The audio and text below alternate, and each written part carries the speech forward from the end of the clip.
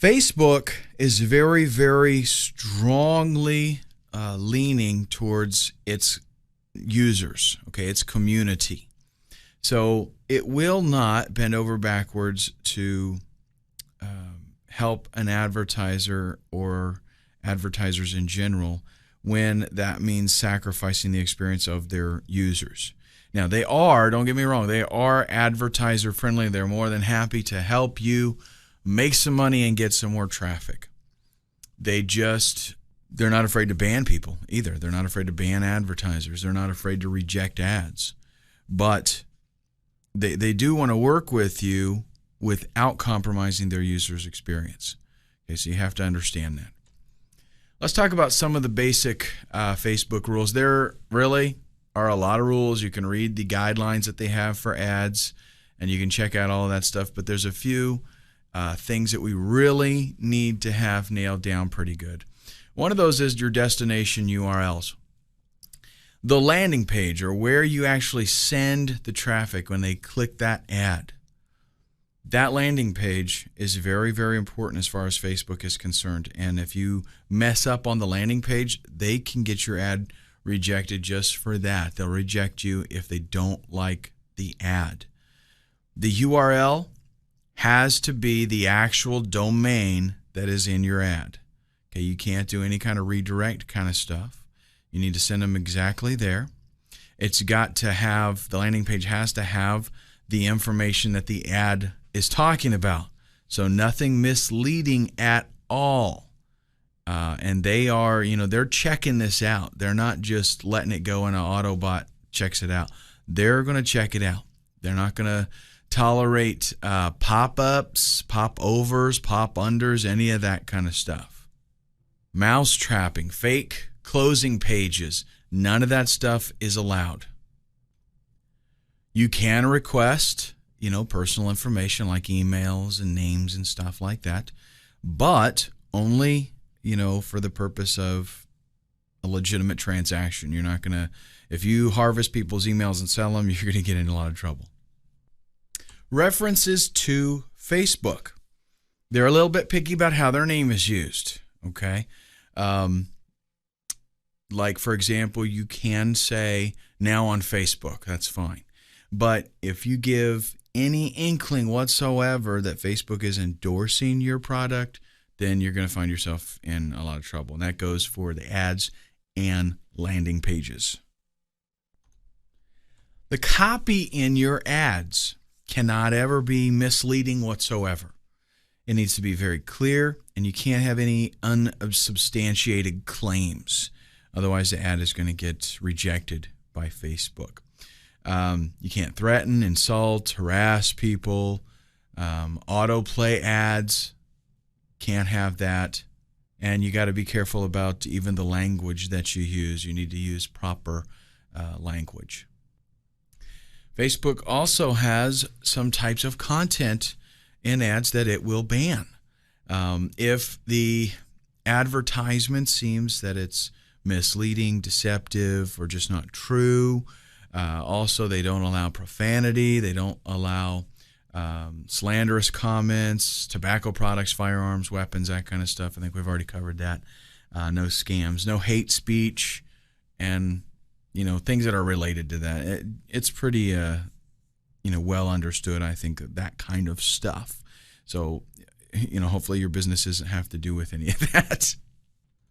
You've also got to watch your targeting, who you're targeting.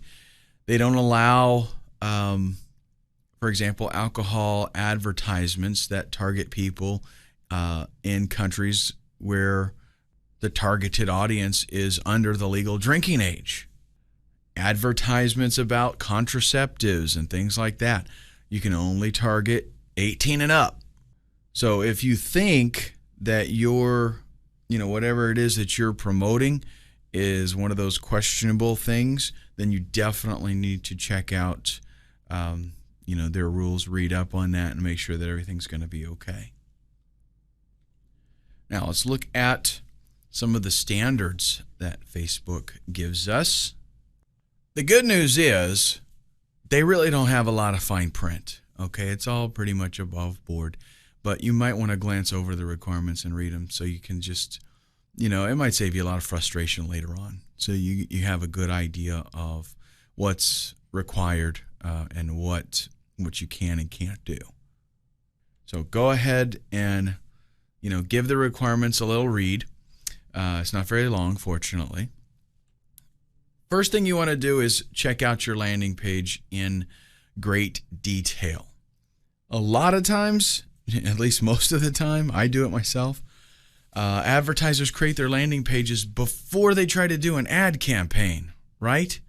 So what you got to do is make it a point that until you are very familiar with what Facebook is going to allow, you got to make it a point to go back and check out that landing page, make sure that it falls, within the guidelines. After you know these requirements, then the next time you want to create a landing page, you're probably going to be a little bit more careful. And you wouldn't be the first person to create a landing page and then create a different one, specially modified for Facebook, that makes sure that it meets the requirements. Make sure that your ad copy is straightforward, everything. You can't have anything false or misleading. Say who you are, what you're doing, why the user needs to click through and check out your product. Just keep it simple and focused, and you should get approved very quickly. Watch your grammar. Facebook is actually very serious about the proper use of language in its ads. So you need to make sure you don't have any spelling mistakes, use the right sentences and spacing and sentence structure and things like that. Just, as if you were trying to make your English teacher happy. You don't want to do things like capitalize every letter in a word just to emphasize it. They don't like that. And now here's one that is a bit different than Google, the use of symbols. A lot of times we try to use a $sign or something, or a pound or something to draw attention. Don't get cute with your Facebook ads. They just don't like it. Correct targeting.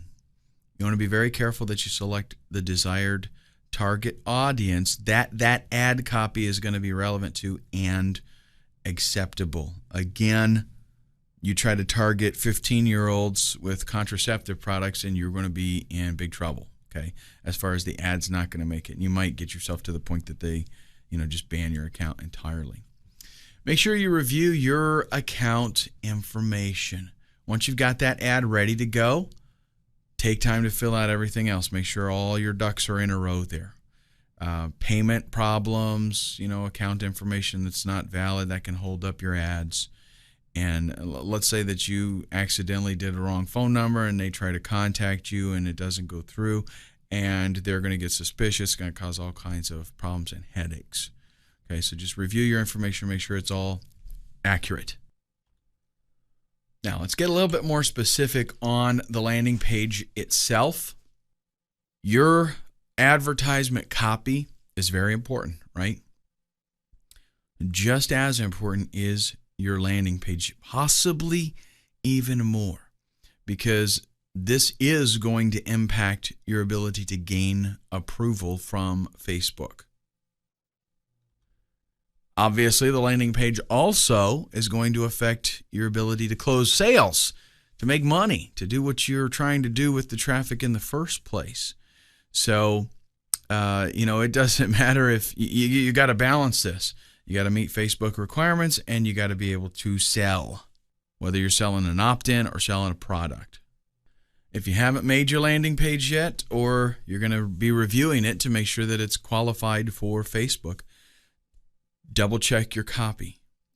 Okay?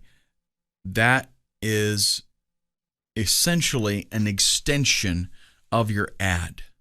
If your ad talks about children's shoes on sale, then the landing page needs to have children's shoes as its main focus.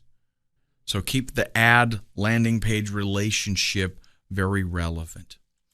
Again, you cannot have any pop-ups. You want a very clean landing page that focuses on one thing, either selling your product or selling somebody else's product as an affiliate. If there are any popovers, pop-unders, any of that kind of stuff, they got to come off of there because you're not going to get approved. You might even have to create, a whole new landing page specifically for Facebook that does not feature the pop-ups.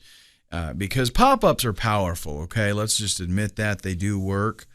So if you're going to use them in your marketing in other aspects, then that means you're just going to have to create another copy of that page without the pop-up and send your Facebook traffic there. You want to make sure that any images that you use on your landing page are appropriate. And I would say use images. You want to create a good user experience, but you don't want to violate any of Facebook's policies.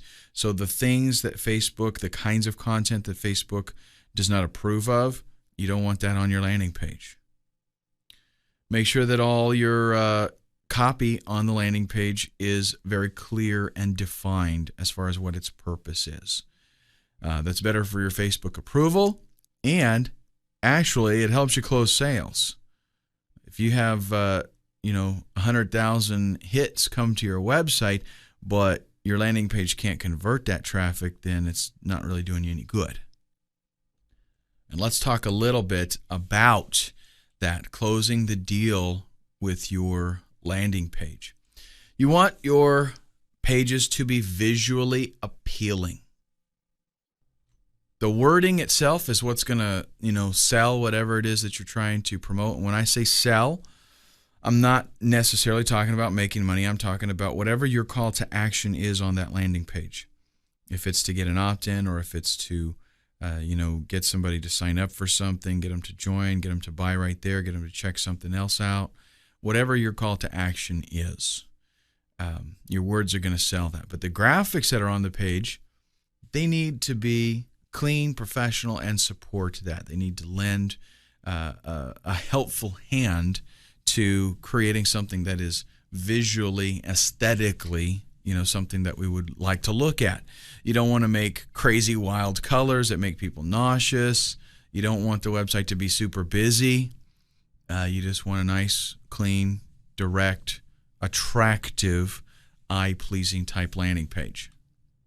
Something that somebody can come there and it's not going to hurt them to continue looking at your page, right? And believe it or not, I see lots of these on the internet still today. So images and video do sell.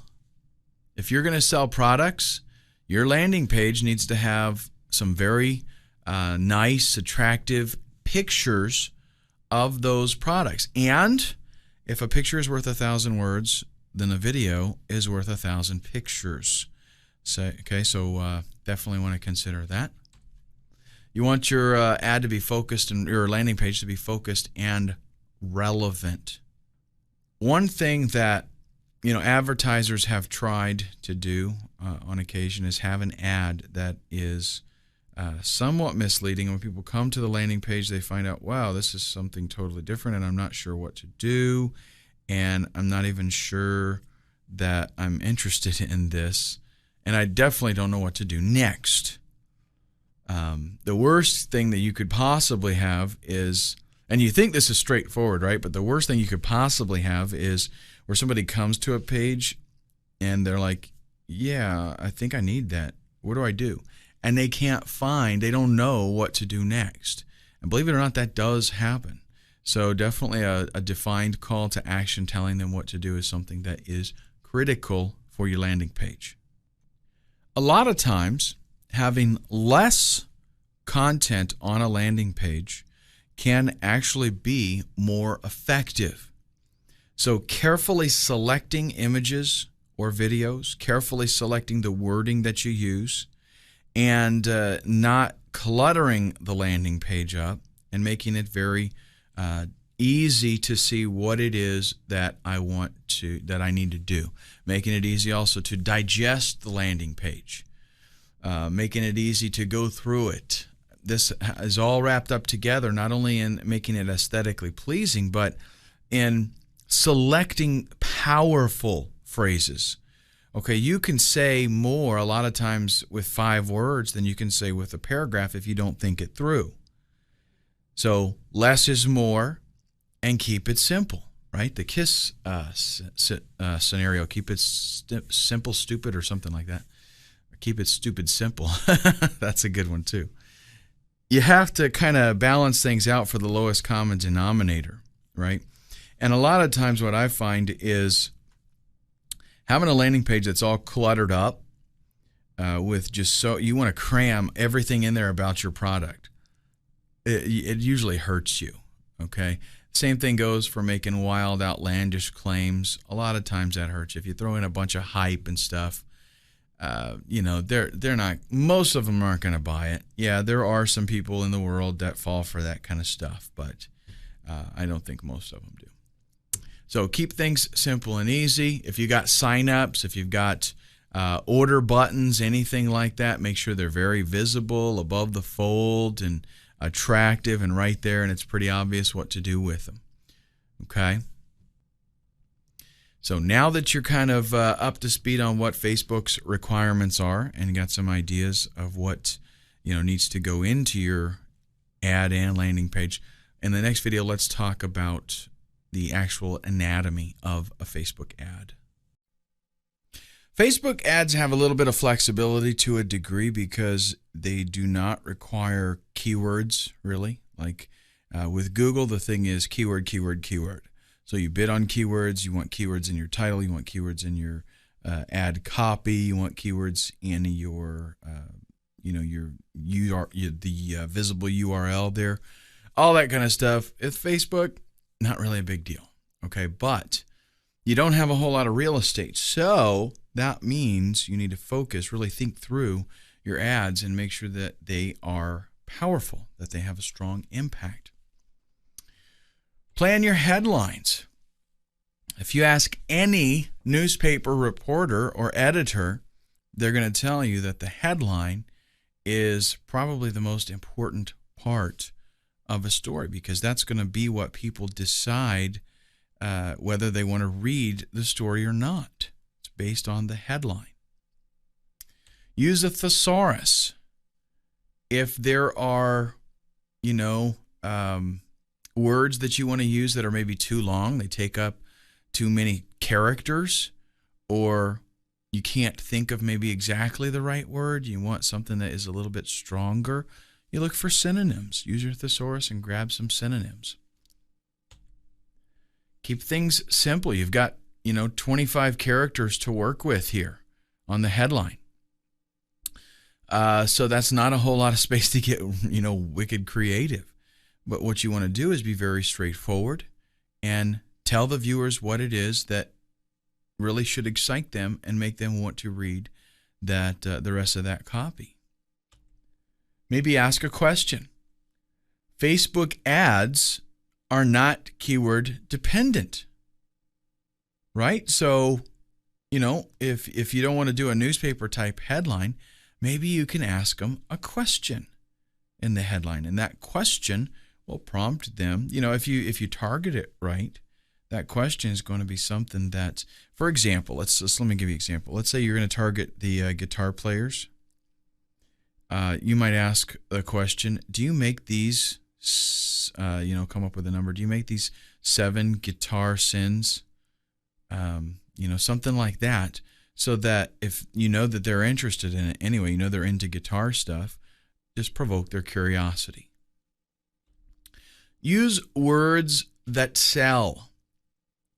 The word free, the word discount, things like that catch people's attention. Save is another good one. Act now, that's another one. New is a lot of times a good catchy headline. Use headlines that are going to start the selling process. So declarative phrases can work extremely well here if they're nice, short, and punchy.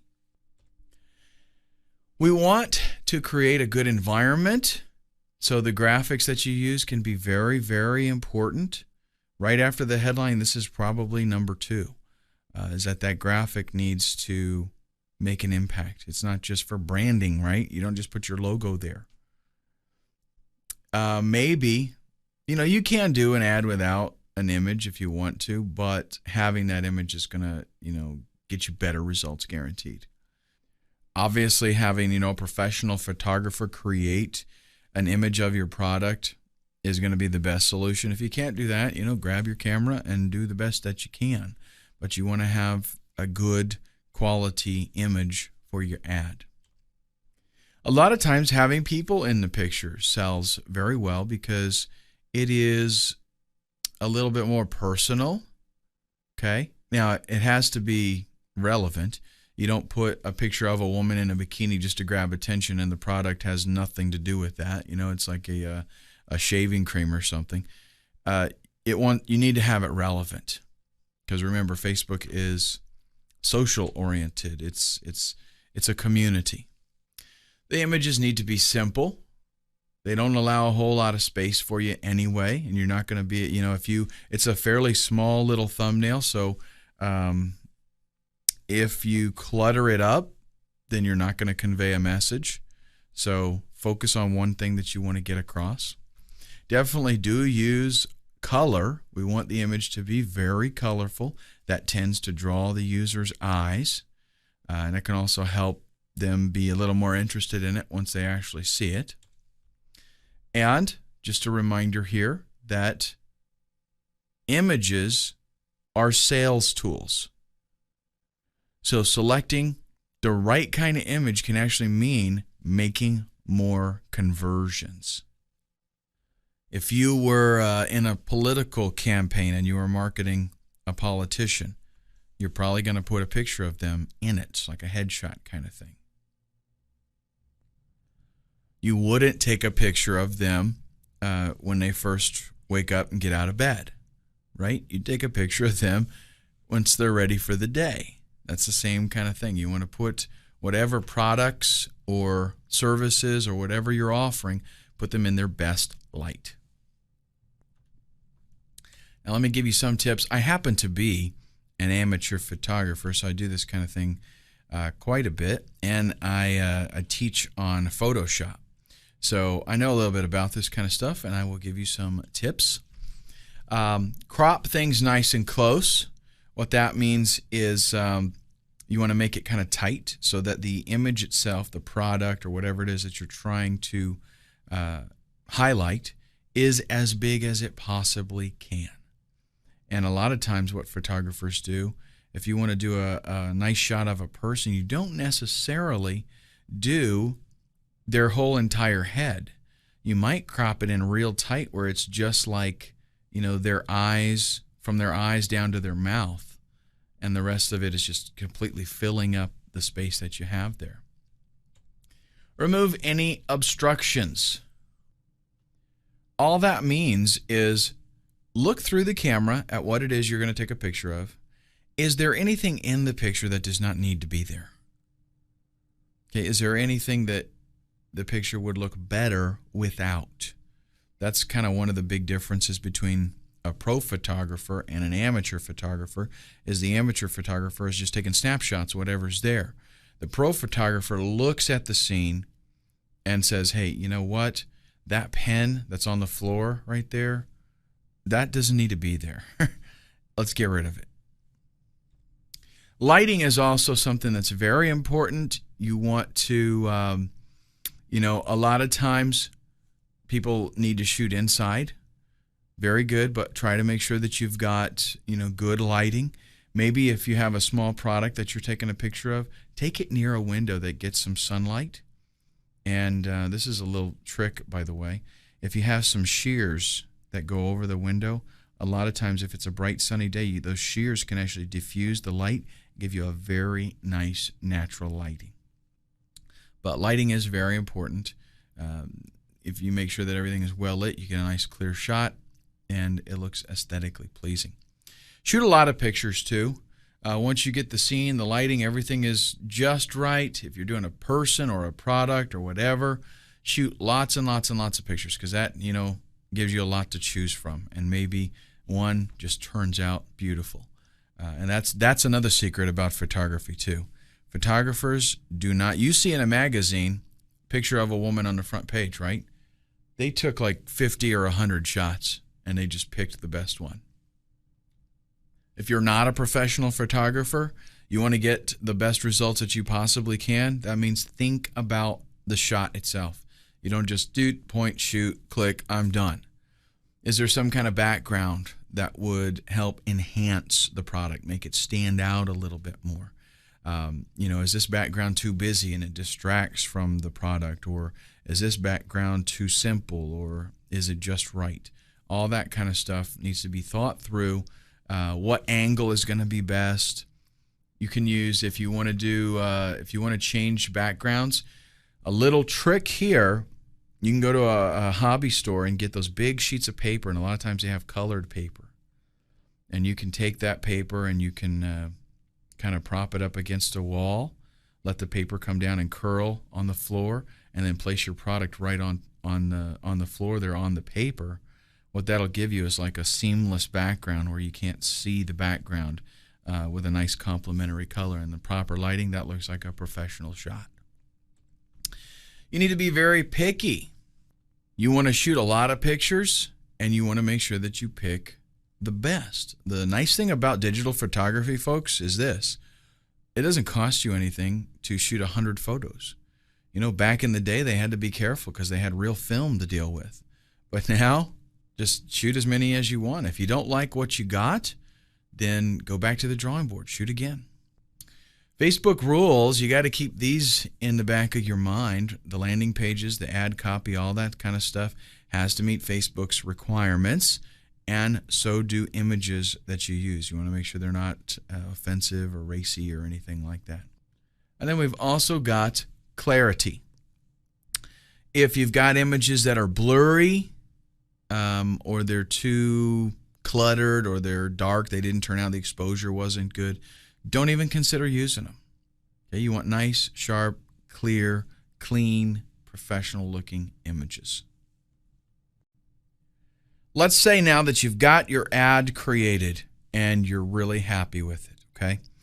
Does that mean, bam, this is it, I quit now, just load this up and I'm done and just make as much money as I possibly can with that ad? Not if you're a real marketer, it doesn't mean that. Real marketers do split testing.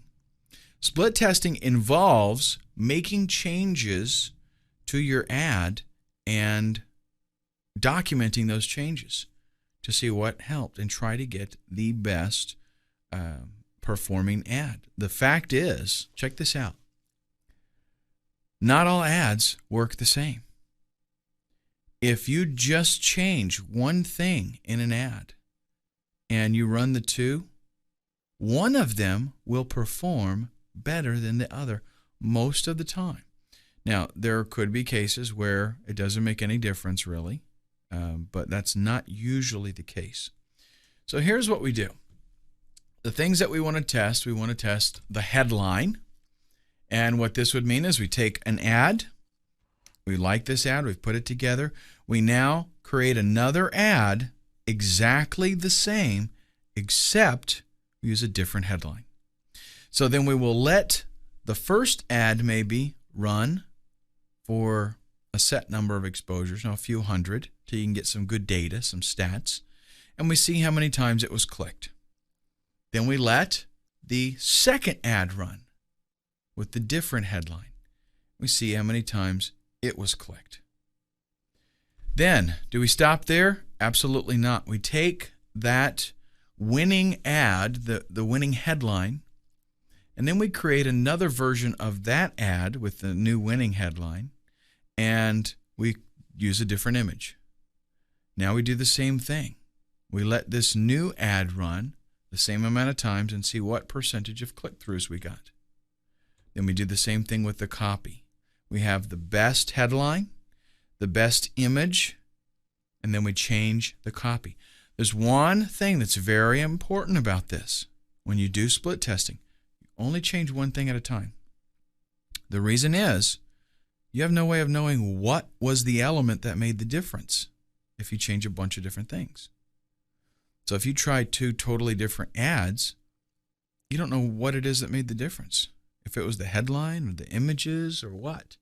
So you change one thing, you let it run, you see how it performs, and then whatever the winner is, that's what you use to mold for the next test. And you want to be patient with this. It is going to take a while, not only for getting results, but it's going to take a while for you to see, how effective it was in terms of you actually making sales, right? If you got some kind of opt-in and there's a long sales funnel process and you're not really expecting to make sales for a few days anyways, because you're selling them with an email autoresponder or something like that, you got to be patient with it. And also don't just make a decision after you get like 100 impressions. Oh, this ad stinks or this one's okay. You want to get, a fair amount where you can say, this had a lot of traffic, it had an opportunity, and these are the results. Up next, let's talk about bidding strategies. I want to talk to you a little bit about bidding strategies now. Facebook gives you two models, the pay-per-click and CPM, which is pay for impressions. You're actually paying for 1,000 impressions. Both of these types of advertisings offer their own advantages, but you do want to make some educated decisions here on which you decide to go with. The CPM model, which is paying for impressions, is very low-cost bidding because it's not performance-based. You're just going to get the exposure regardless, and you pay the same amount for the exposure whether or not you get clicks or not. It might be a good viable option for if you want to do some branding or something like that and you're not really concerned about getting clicks. If you want to get clicks though, then it may not be the best solution for you unless you have a killer ad. If you have an ad, like one of the things that I always tell people is if you do a pay-per-click ad campaign, right, and you find out that your ad gets like crazy conversions, then you may want to consider doing a CPM with it because you will actually end up paying less. Gives you great exposure. So, if you want to do a brand name, like I said, if you want to start generating buzz about a product, if you get an ad that's out there 162,000 times a day, it's hard for people not to notice it. And we're talking about a whole lot of page views on Facebook. If your niche is getting a lot of exposure, a lot of interest, and you can get that ad in front of the right people, the click-through rate on your ad can be phenomenal. And again, with the CPM model, that can be financially very beneficial to you because you pay the same rate for those 1,000 impressions regardless of how many times people click on them.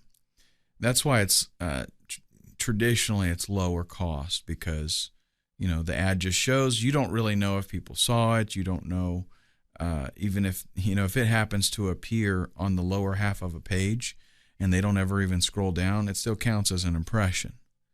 So that's why it's a lower cost. But again, if you can get good placement and you can get the good exposure, it can be a great model. CPM or CPC is cost per click. This is where you bid and it's performance based. You're going to bid a certain amount and you will pay if you get a click. Very easy to budget this way because you know that you paid a certain amount, and if you know your conversion rates on your sales or landing page and you know your profit, it's easy to calculate what you can spend on your CPC advertising. And okay, if I get this many clicks, if I get 100 clicks, I will make 2 sales. And you can budget, effectively. You know what your profit is. If I make $15, $20 per sale, I now know how much I can afford to pay for those 100 clicks. When it comes to costs, you need to try your best to budget yourself and estimate something that is going to be, at least a reasonable facsimile of what you're actually going to be paying. Facebook is very good about adhering to what you say you want to spend every day. So understand, and that can be a double-edged sword, right? You can, if you're doing really well, you can actually cut yourself off in any given day if you set your limit too low. But it's very good because with a lot of other advertising opportunities, I won't mention any names, but their initials are Google, you can set a limit and they might not pull your ad in time and you can pay considerably more. They have attempted to fix that, at least because of a lawsuit. Let's talk about keeping the costs down. Limit the number of ads that you run, because keep in mind here, the more ads you're running, if you've got a certain amount of a budget that you want to spend daily, then, hey, you got to divide that up between all of those ads. Lower the daily budget amounts. Again, if you're on a budget, keep it down low. Facebook is going to recommend like $50 a day, but a lot of people have done well with much less than that. So, start out low and see how you can do.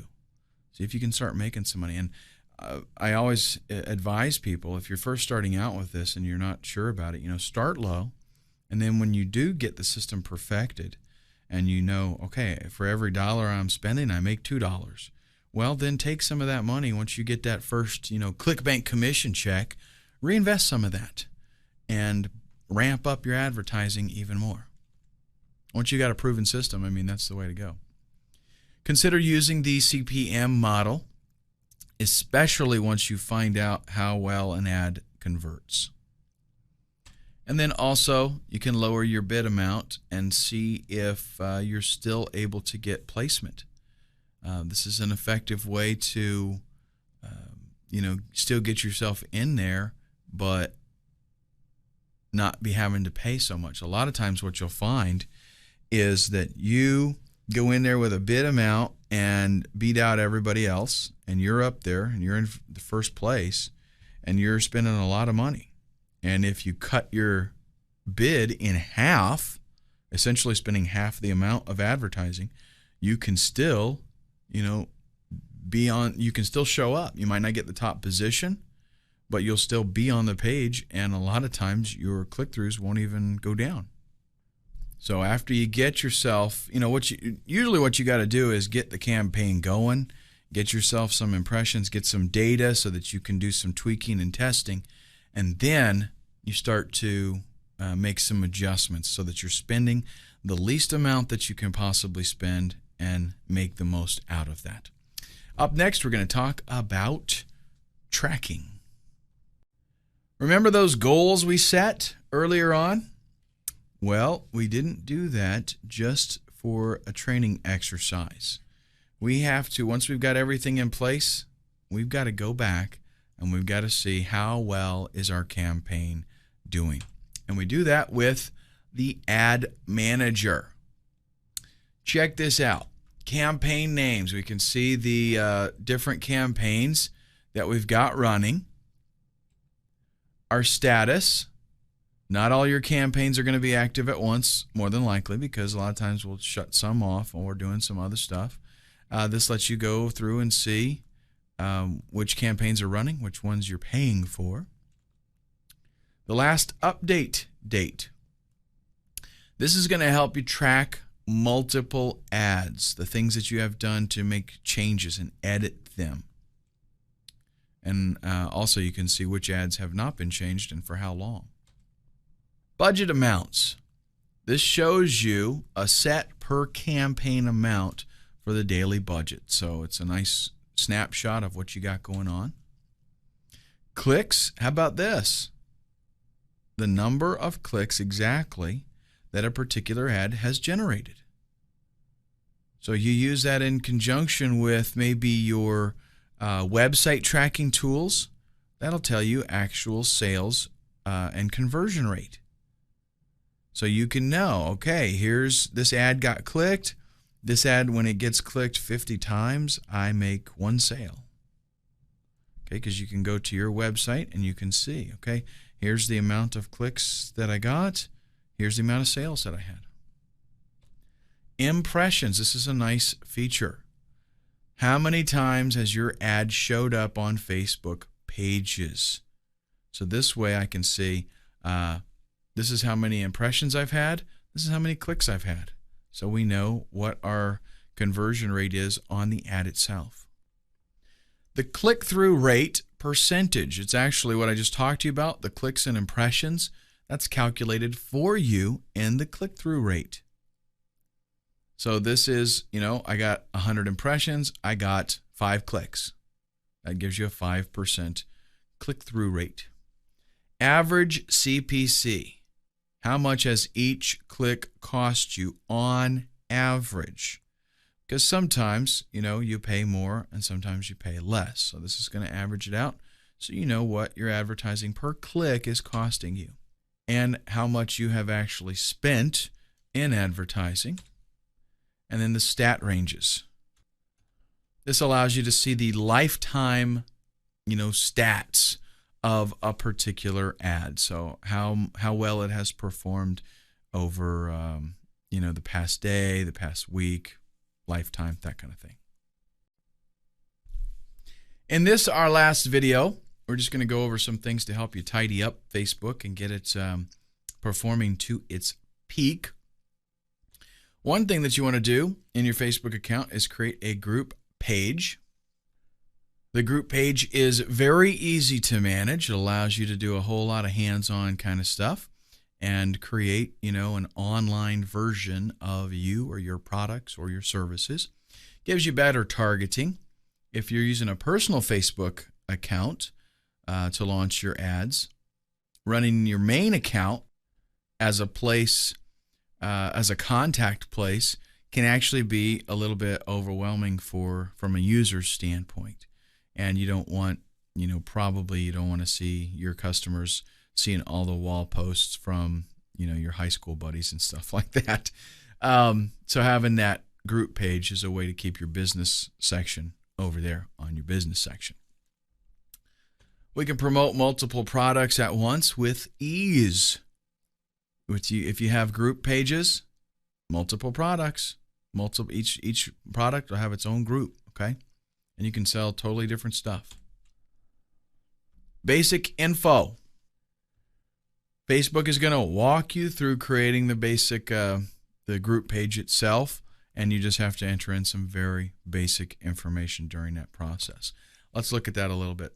The basic info, the group name, maybe a description, the type of group. You can put in some news, stuff like that. Just basically form filling kind of stuff. And then you can customize the group if you want it to be open. This has to do with access. Open means anybody can join the group and anybody can invite others, right? If you want to get a big following, obviously this is the one that you want to do. Closed. This is going to give you the opportunity to have just an administrator approve new members joining. Now, anybody else can actually search for the group, and they can see the group description, and they can, make a request to join it, but it's going to have to be approved by the administrator. And then the last one is secret.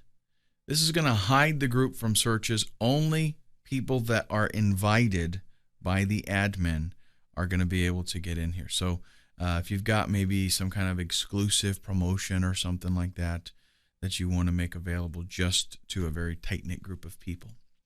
And after you got your page up, you want to invite people.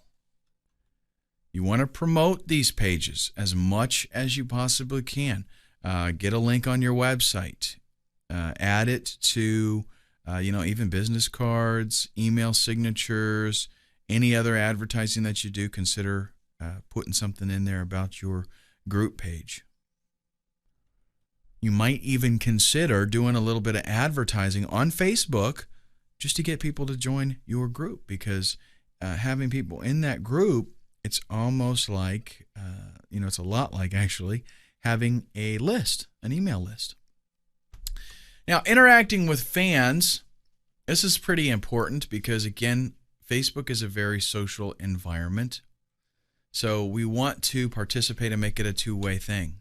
Promoting sales.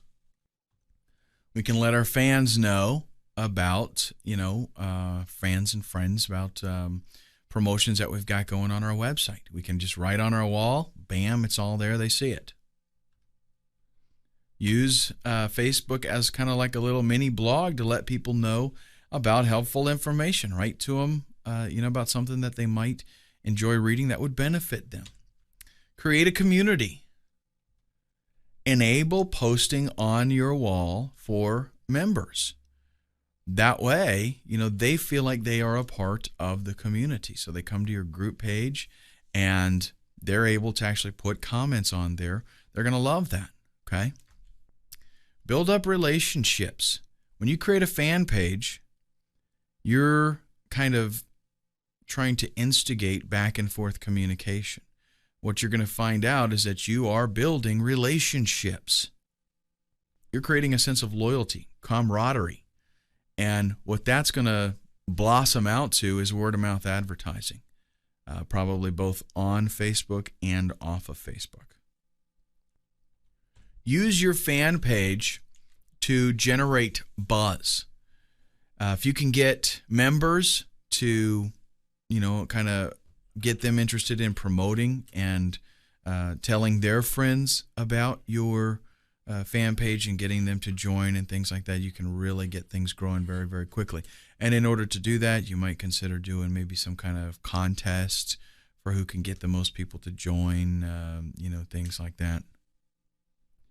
Use your page to build credibility and add value to your standing, to your ads, to your information, everything. Once your fan base grows, your credibility for your ads is going to go right along with it. Make sure that you take the time to interact with your members. If it's a one-way street and they're always posting to you and you don't reply back to them individually, then you're not going to have that community environment, and you're going to essentially not be building any of the things that we're trying to build here that are going to add to your credibility. Now, understand that with great power comes great responsibility. And Facebook can easily turn into a double-edged sword, meaning that you can get hurt. If you don't live up to your advertising promises, if you don't keep that good relationship going with your community, that can come around and stick you pretty good. So keep that in mind. Cross promotions. Use Facebook everywhere on your website. If you've got blogs somewhere, if you maybe put it in your signature on forums that you're a member of to get people to come back to your Facebook page, everywhere that you can, let people know that you are on Facebook. So definitely link to it from your website. Connect it with other social accounts like Twitter, okay? And even use Facebook on business cards, because nowadays, seriously, everybody is on Facebook. And a lot of people, let's say you're a brick and mortar place, you got your business card, you put Facebook on there. A lot of people, they'll come in, maybe get a business card, and they want to check you out on Facebook. They want to see what you're all about. And that's a great way for them to do that. So it's a good opportunity for you. If you're an affiliate marketer, I got good news for you. You can get into multiple niches and have several different advertising programs going at the same time. Multiple streams of revenue. Create different pages, different groups for different products. Excellent targeting. Make sure that you do, find out about the niche that you're working in, okay, so that you can create a good experience for those people. Affiliate marketers are notorious for not fully understanding everything about the niches for the products that they're promoting, because it's so easy to promote products that you know nothing about. A good idea, though, is to find out a little bit more about the people that are in that niche, because that'll help you with your targeting. Make sure that your landing pages are professional. We don't want, umpteen bazillion pages of sales copy as your landing page. You just want something nice and clean that's direct and to the point. Keep it attractive and make sure that they know what it's all about. Research your products. This is because your reputation's on the line here, folks. Remember, Facebook, yeah, you're there, okay? And unless you want to create a new Facebook account every week under a different name, you're going to want to make sure that you're promoting products that come through, okay? And remember, even as an affiliate marketer, this is your business. Treat it that way. Your efforts are for your business. So you want to put some pride into what it is that you're doing. Don't just, go out there and blah, blah, blah. I don't care. I just want to make a quick buck. That's not the way to do this long term. Yeah, it might work for a little while, but it's going to quit. And in conclusion, Facebook will allow you to save money on advertising. It allows you to reach 500 million users and growing. It allows you to fine-tune your campaigns to target the exact demographics of what it is that you want to look for, what kind of person is going to be interested in your product. It allows you to fit your advertising to your budget. You can develop relationships with fan pages and cause your following to grow virally, gaining word-of-mouth advertising. And all of this is going to yield a higher return on investment with the increased exposure that you will no doubt attain from Facebook. Now remember, there's no set rules. There's no secret formula that's going to make everybody successful on Facebook. You're going to have to do some trial and error. You're going to have to be patient and, as you get results, make some tweaks and changes to make your campaign the absolute best that it possibly can be.